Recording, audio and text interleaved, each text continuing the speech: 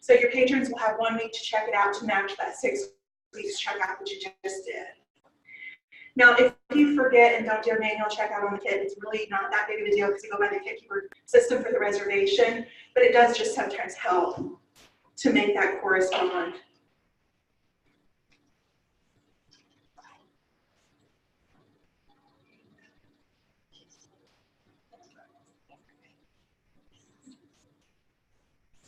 Okay, now the kit and the book is checked out on this card. So you are all set for your book club. So you just do the reverse when the kits are ready to go back. You check in the books, check in the kit, and it'll tell you to go in transit back to its home library. And so when the patrons come to check it out, like I said, you have 5 weeks checkout for each individual book. That's 5 weeks from today. That's 5 weeks from a week today. So you really only have that 1 week period to get it out to your patrons. If you need to do a checkout now after that period, you either have to do a manual checkout or just go through the regular Polaris system. We actually recommend just making a note and sticking it on the kit, maybe on the lid, to remind you of when the kit is due to go back. That way, if your circulation staff does need to do a manual checkout, they'll know when to set it for, to make sure everything comes back together. So you may be wondering, well, what happens if somebody's late and it doesn't come back? There are built-in delivery and maintenance period times to allow for that. If it's really late, just send a note on and send the kit out to the next group. So this is the Kit and Caboodle program. We're really excited. Not only are the kits for book clubs, that's kind of where we're starting, but it can be any type of kit that you could possibly imagine. These are going to live at your home libraries, and we will just share them among the group. Right now, it's not set up to accept requests from patrons, but that's something that we'll consider in the future after the program has had the time to maybe work out all the bugs, make sure that everything's running good with the group, and then we'll maybe reconsider that. But as of right now, your library can check it out. You can check it out to your teachers in your school, and so we're really excited about this. If you're interested in building a kit, we have FAQs on our website. So if you just go to the Kit and Caboodle site, there are just tons more details right here. Does anybody have any questions? Yes. So you said that was housed at Wood River? Yes. Would the circulation of that appear on Wood River statistics? Yes. Okay. Just like any other item. Okay.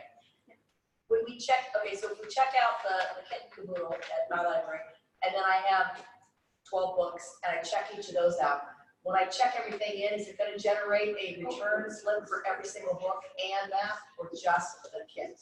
That is a very good question. And I don't know that I know the answer. I think it's only going to be the kit. Okay. We'll have to double check. Okay. Yeah, sorry about it. I don't know the answer. Yeah, Tina. How are these discoverable in Polaris? They are discoverable just through the catalog. So not all kits that are cataloged as book club kits are part of the program, but all that are, if you just search that way, like for example, this one I don't think is part of the program, but this is the one that we talked about, Jerseyville, earlier. You see here, and there's a web link right to reserve. But another easy way is just to go. Can patrons see that? Patrons can see it, yes. It just won't be, like if I tried to log in and request to reserve it through the share program, it would say contact your library. Okay, that's the question I really have. Yeah. How do they know? Yes. Yeah. And It's not really a book club kit, so is it identified as? We are calling, for the purposes of everything in this program, we're calling it a book club kit just for consistency for finding in the pack. Okay. So when they're looking at this, they know it's not a, okay. Yeah, under here, the genre is called, we set up a specific type called activity. So that's anything other than a book club, essentially, like story time, STEM kits, Legos, anything that you can think of. And then at one time you discussed putting Pete the Cat and Olaf and our costumes and things. Mm-hmm. So you're ready for that? Yes, Ready we for sure us to are. Send them to you? Yep. And you'll catalog them? Yes. Does anybody else have any questions? Okay. Well, I think that then we're ready to go to the IHLS report. Is Ellen in the room? She's been stepping in and out. So we'll go ahead and I'll go ahead and get the share report, and then if she's available, she'll step back in.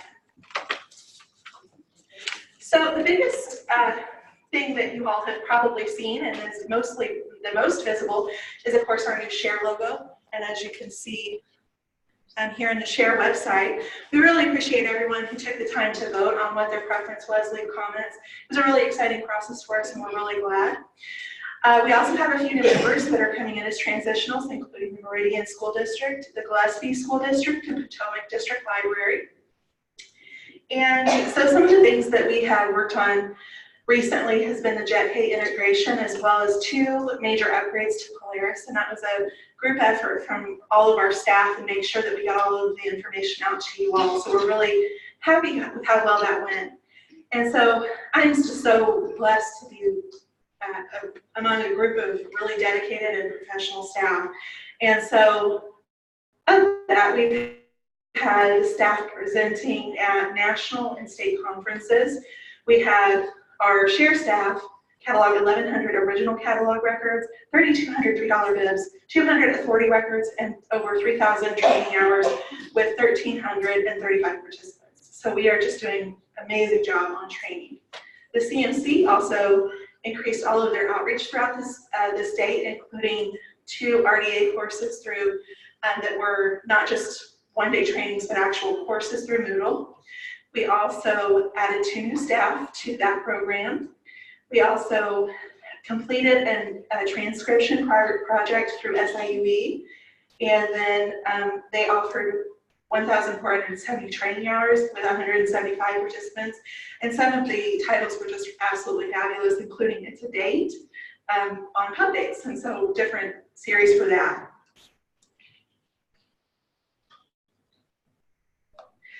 We also, with our administrative staff, offer year-to-date savings, and with those numbers, we had quite a few libraries that were able to actually get a lot of good publicity and press in the communities with the millions of dollars that you save your community.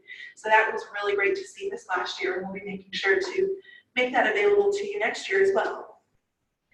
We've also added an additional staff member for e-resources training and more circulation workshops, as well as that staff member has been helping with additional communications to members, so it's been a great addition to our team. We've also added a few new faces in our cataloging. You all probably knew Pam Thomas, Dr. Thomas. She was our metadata cataloger. She's now our program coordinator with the CMC, but we also added a metadata coordinator on our CMC staff. Her name is Erin Rose. Excuse me. And then Dina Porter, we are so lucky to have her as part of our team as well. And so, and then of course, you probably all maybe have recognized Zach through his years at IHLS, but he's now our circulation and resource sharing specialist. We're so glad to have those new staff members. And it being around the 1st of November, I know it's been a hot topic about the McMillan embargoes. I just wanted to say that Leslie's Avenue has been the driving force to make materials available for you and your patrons. And so if you have patrons that have complaints or questions about why digital lending is so problematic, she created a lot of resources for you, which is at the IHLS website /embargoes. And so there's information flyers that you can give to your patrons, news, and even a link to the petition for eBooks for All. So does anybody have any questions about the share report? Okay, all right. Ellen, would you like to do the IHLS report? Fantastic.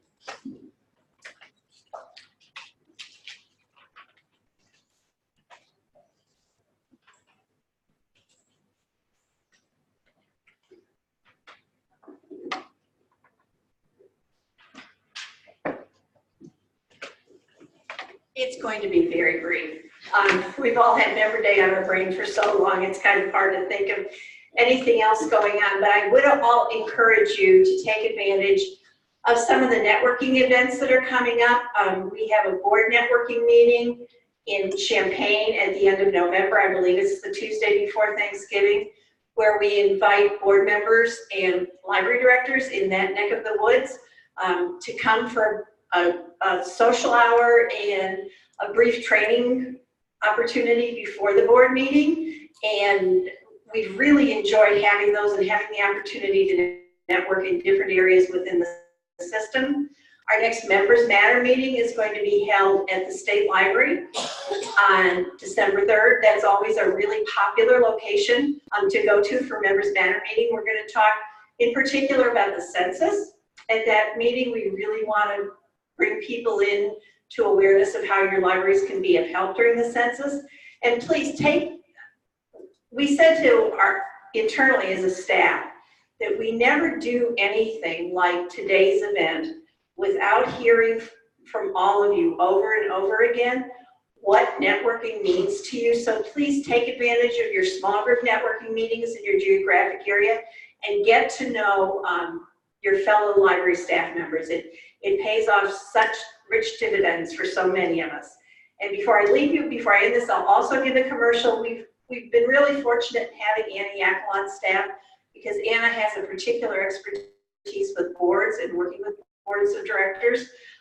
So if ever you have a board question, please don't hesitate to call Anna. And Anna, along with Amy Byers at the Chatham Library and Amy's board member, are going to do a trustee training on November 16th. So that's another great opportunity for some professional development for you and your staff.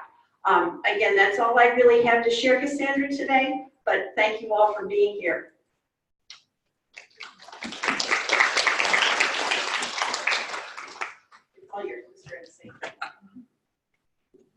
Okay, next is the Bibliographic and Cataloging Standards Committee report. Jacob?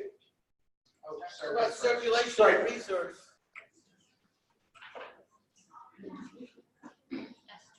Esther. Sorry, I must have an earlier copy of the agendas because I haven't flipped back and forth. So Esther, take it away.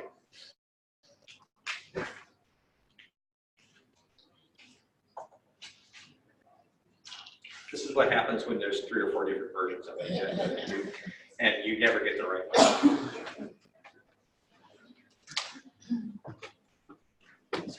It's okay. I was going to let Jacob go first. All right. So for once, Circulation Committee does not have anything for you guys to vote on. Yay! But we have been having several discussions on several different topics.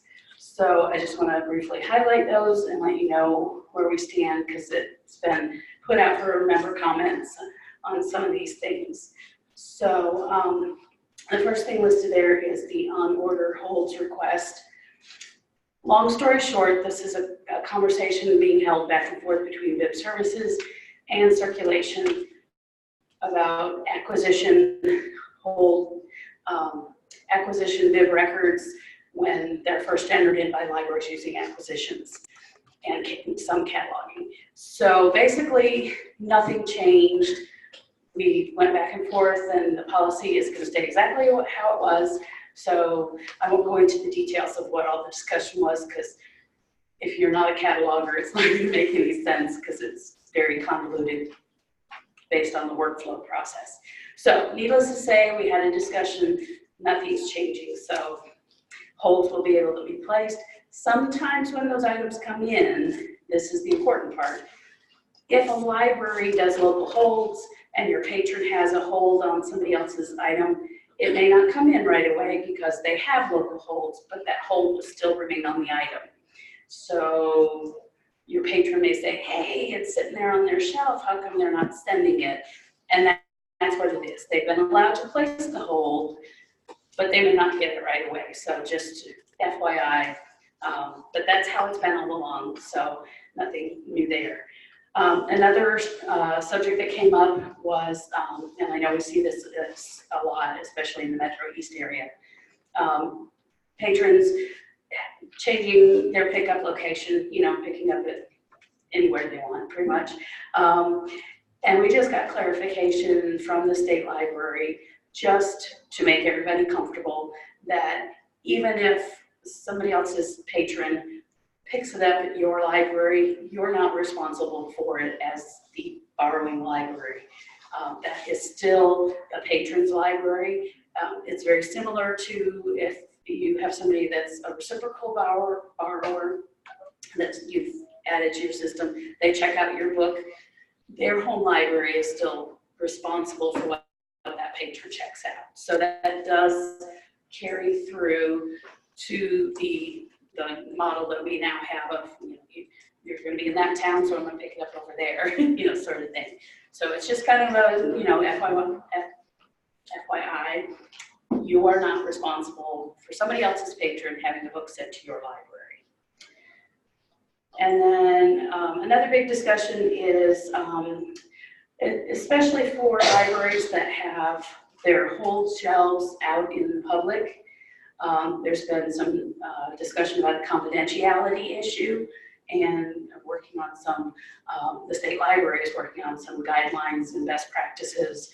But basically, if it's out in the public, you shouldn't have those patrons' names visible. I know a lot have gone to Polaris. You can set it up where it will do like the last X number of the patron's last name and a number code. I'm not sure because we haven't done that, but there are ways to change those hold slips when they're printed out for patrons. And so you should just, if you're doing self-checkout, shelves out where people can get them themselves, be sure and check those so they're not displaying names.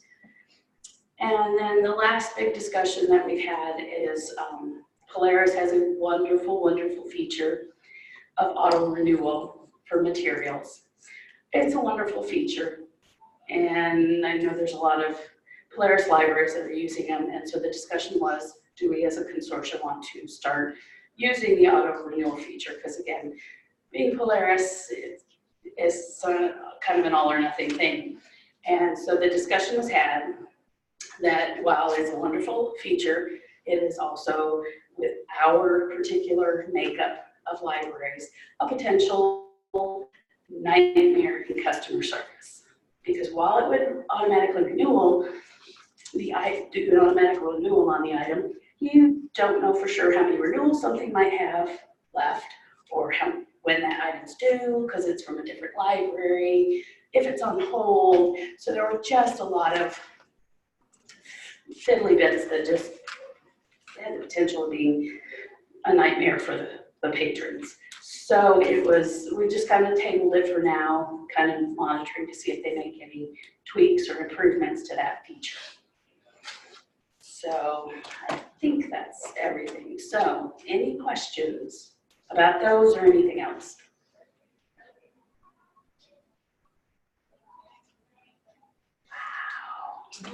We want to go home. I tried to make it short. All Sorry. right, thank you very much.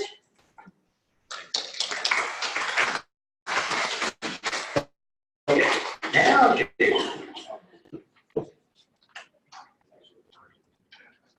for once in my life, I don't have much to say. We haven't actually met in several months because we haven't had much to discuss, but we are meeting, BIPS Standards is meeting in 2 weeks from tomorrow because we actually have stuff now. So we're just working through kinks, discussing things, a lot of stuff we've decided have been training issues, so it's been incorporated into barcoding and cataloging training and our training sessions. So if you have anything that comes up, barcoding or cataloging, that you think the committee needs to discuss, get it to me by next Friday, which is the agenda deadline. You can email and call me and we will get it on the agenda.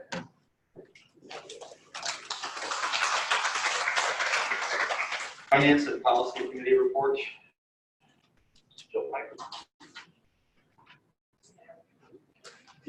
Okay, cool, good, yeah, I'll do it right here. So the reason nobody has anything to vote on is because everything happened in share finance and policy.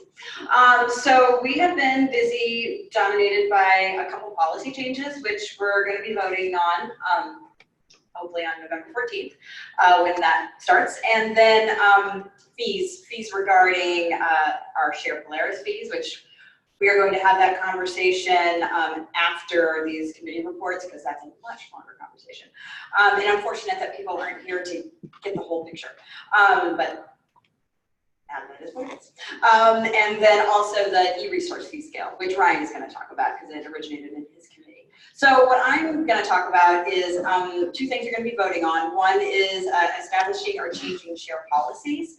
And this is one that basically will give committees the flexibility to change wording in a policy without changing the spirit or the intent. If the spirit or the intent of the policy is going to be changed, then that isn't minor. We're changing yes to no or do to don't.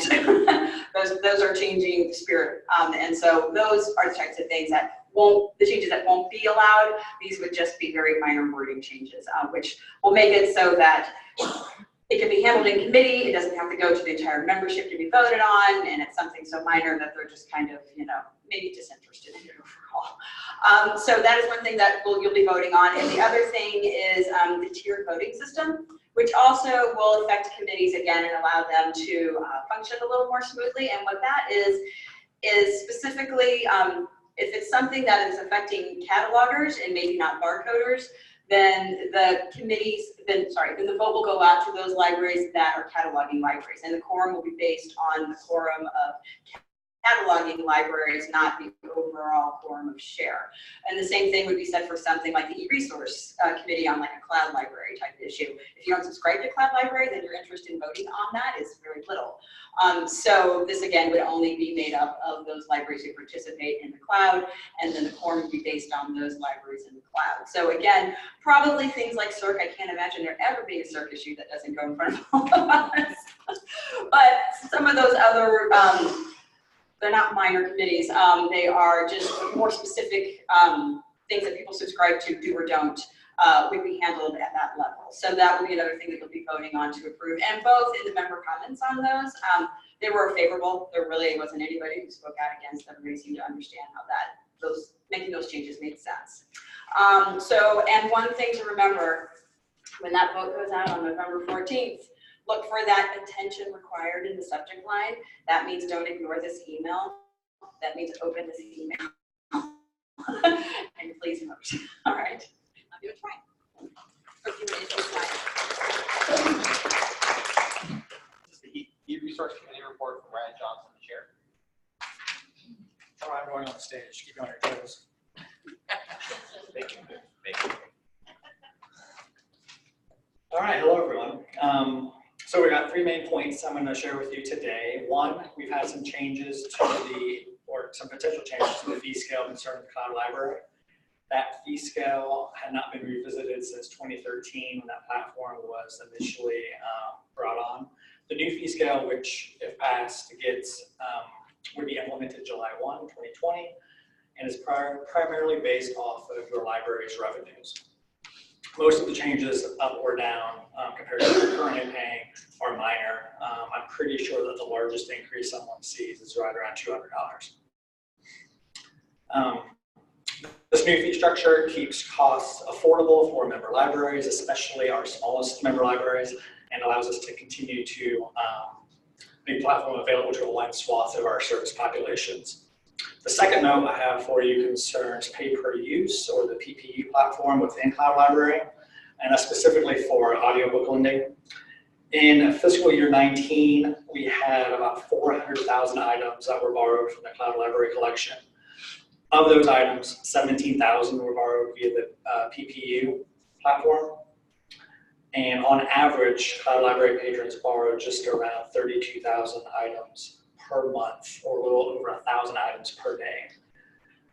So yeah, it's pretty popular.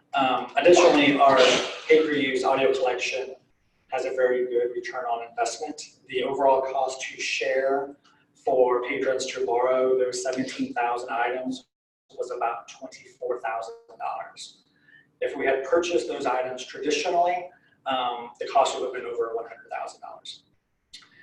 And then, as a reminder, there's an opt-in feature for Cloud Library where you can contribute extra collection development dollars to help develop that collection further. So if you've got funds that you need to spend on electronic resources, you can pass it over to Leslie Z, and she can kind of spin that for you, take some headache off of your plate, and using the PPE funding and also looking at hold ratios and making sure that people aren't waiting too long for those items.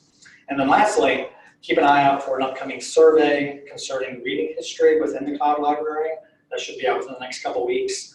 That's one of those on or off features that we can turn on within cloud library so patrons can, within the app, see their reading history for items checked out. And that's all I have. Any questions? Is that feature an opt-in for the patron, or is it all or no? That's a good question. I'm just curious. Is it one all or nothing?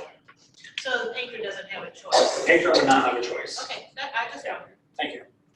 Quick question on that. I thought like for our libraries, we have to get the permission to check the box that says reading history. Yet here it will be automatic. Yes, in the cloud library, it would, I'm sure it would be part of that user agreement when they, when they click through on there, but we'd have to double check on that. You or we as library staff would not be able to see their reading history on the staff end. It would only be visible Just for them. On their app, unless we check that box like you mentioned. Then it would show their physical checkouts as well as their cloud checkouts. You don't always have to get their permission. Right. Before we can check. All right.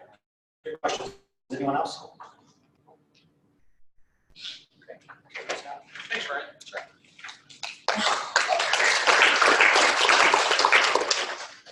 Okay, the next thing on the agenda is the change to the share fee schedule, and this is not important. So, Cassandra, if you would.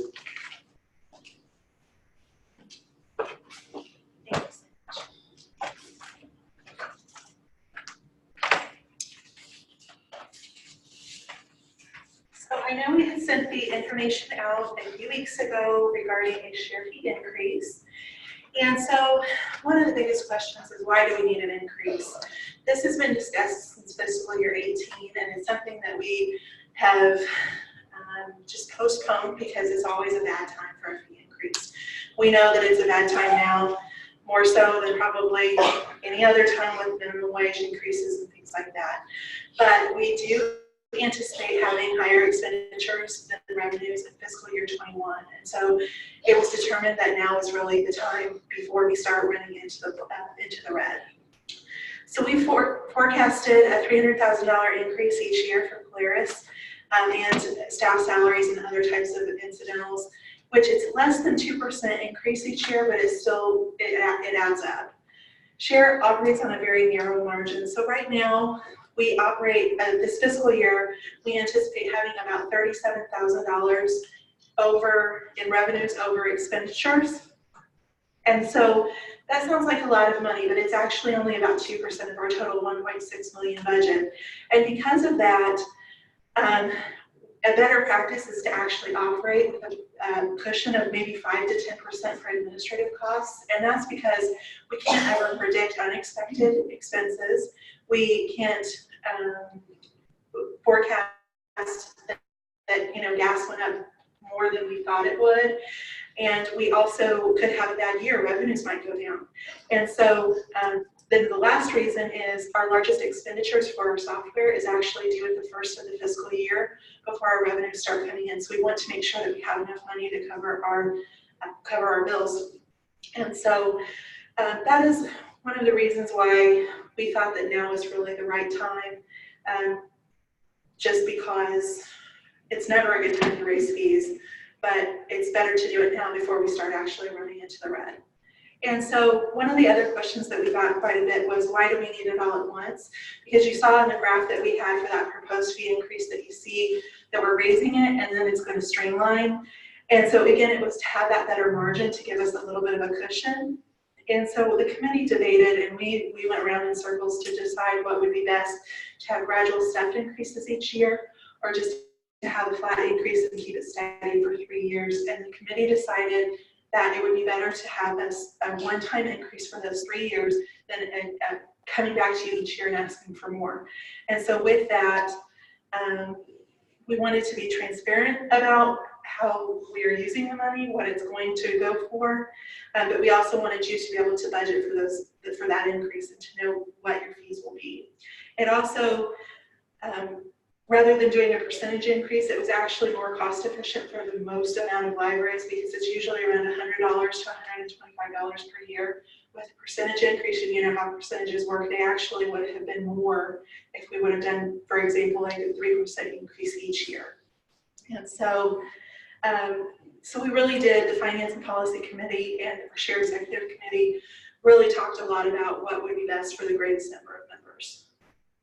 So one of the other questions was, well, as you all are looking at minimum wage, you have other financial challenges, what is SHARE doing to make it work? And so we have want to make sure that you understand that we are doing as much as we can with the staff that we have and that it's not an unreasonable request. We have some documents over here for you. They proposed SHARE fee increase as 2 folders over here so you can actually see your estimate of what your fees would be, as well as the cloud library fee increase proposal so you can see that as well. We also have some of the policies that were discussed, but also a document that's called Share at Great Value.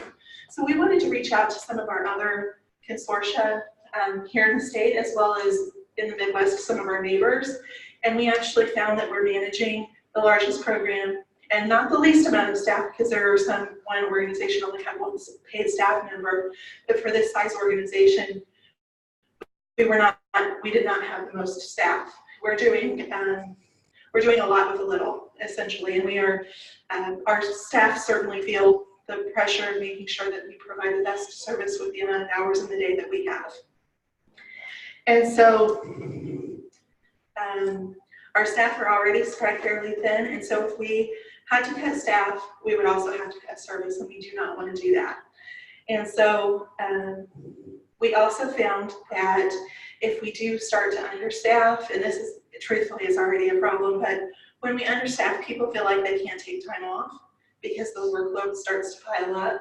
And when you do that, your staff gets sick.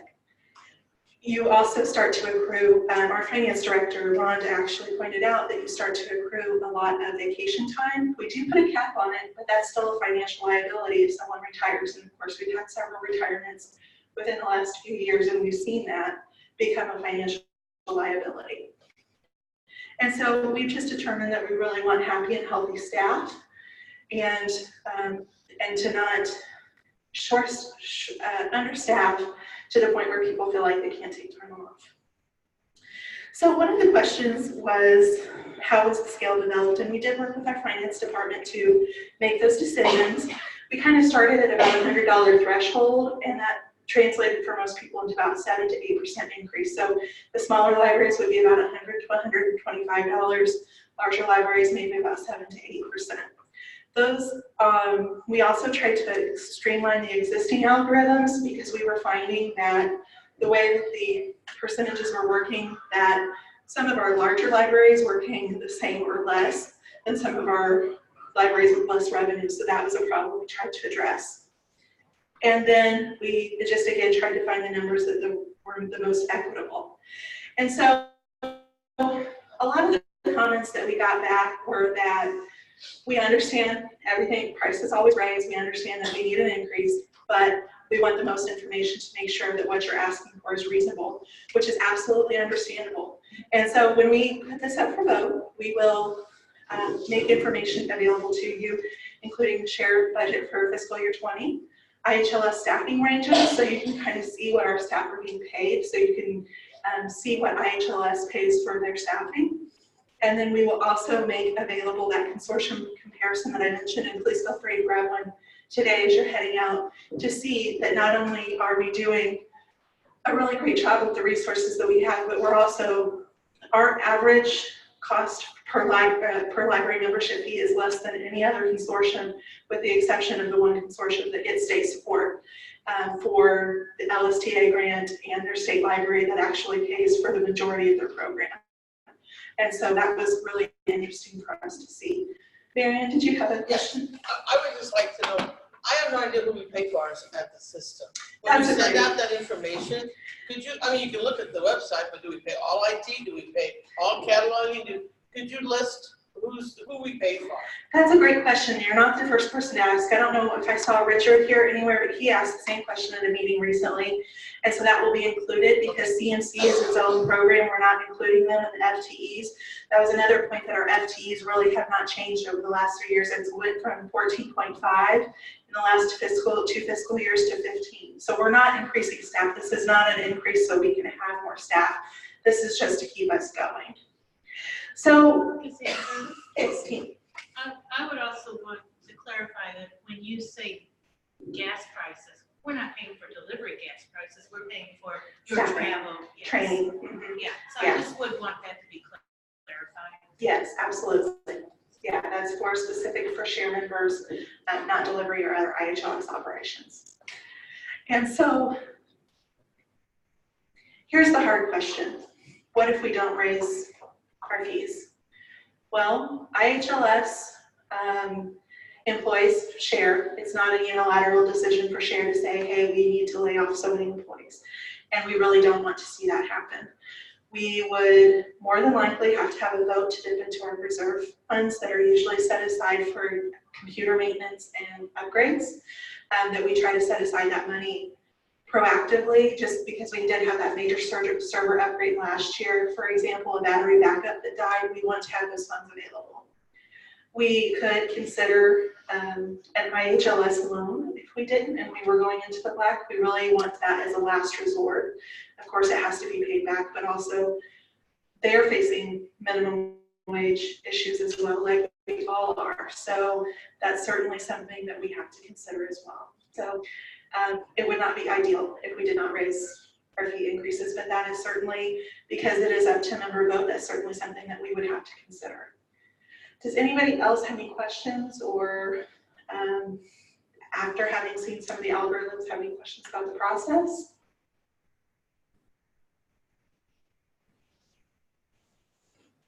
Cassandra? Yes. The only thing I would say is just to make sure that everyone understands this is something that the finance committee has spent a lot of time with. So has the staff at Illinois Heartland spent a lot of time going over this and trying to do what's best for the Absolutely. A lot of the people most affected by these changes were actually in our shared finance committee. And I say that because the algorithm did change. And of the, let's say, dozen that were affected, I think about half were in the room making the decision. And so this is something that we all struggled with. We all had the same concerns. Is now the right time? And it just came down to it. If it's not now, then we're going to have some challenges, and there's never a good time. And so that really is what the committee and myself and the share staff that was working on this project decided. So I know that's a super cheery topic. I probably should have done the share kit and caboodle dinner last. Does anybody else have any questions? Okay. All right, so we are. Another question. Yes, So yes. is it still open for comments? It is not, but if you would like to send a comment to me or the Shared Finance Committee, you're more than welcome to do so. Well, Jill Piper. I just, I'm in support of it because this is a priceless service for my community, and I can't do it on the dollars that I pay for. Right, and that's one of the things that we really found when we started comparing to other consortia. The scale, the economy of scale that we provide is just amazing, and the value that we provide to each of our individual members is greater than the cost of any increase. Well, not any increase, but this increase. Okay, and so any other questions about the share fee increase? If you, like I said, if you do have questions or if you want additional information, please feel free to reach out to me. We will make this available on the share website with all the other proposed changes, and we will be putting this up for a vote on November 14th. And so please, please, please be looking for those emails and vote. Otherwise, you will be getting calls from us because we need to make sure that we have a quorum for any type of vote. How is that sent out? I know, Jill said that it says requires attention. We send it, the first email goes out as an email blast. It used to be the listserv, but we switched over to that new system. So it'll go out on the Share Official Business listserv. So that will be the first one, and it will say attention required. The second will say something like urgent. It'll be another email blast for those that didn't open the first email. The third one will be a personal contact from me to directors specifically, just reminding them that we do need the vote, and then we will start calling. So if you could vote maybe before that, that would be greatly appreciated. I ask because I know I'm not personally on all those lists. Yes, so it's Share Official Business, and so anybody that was on the old Share Directors listserv should be on it unless you've unsubscribed. You can always go to IHLS to the listserv links to make sure that you're on it. And so if you're not sure, you feel free to send us an email. We'll double check. Okay, so again, that will be up for vote on November 14th. Does anybody else have any questions about the SHARE program or any other topics that they'd like to ask?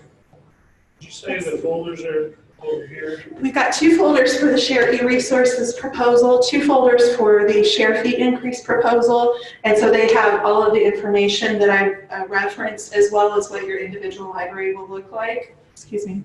We've also got the 2 policy proposals that you can take with you, and then share the comparison document that I referenced, so you can see the value that we provide.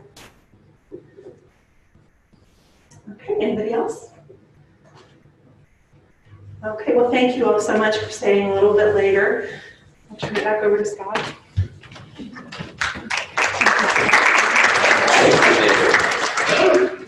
I think we're basically there. If there are no other questions from you, I really appreciate it very much that you stayed for this. I know that you all are eager to get on the road before it's tomorrow morning. So with that in mind, and this is a membership meeting, so I guess I do need an actual. I'll make a motion to adjourn. Thank you. Second. All right, everyone vote with your feet. Thank you very much. Very much appreciate that you stayed.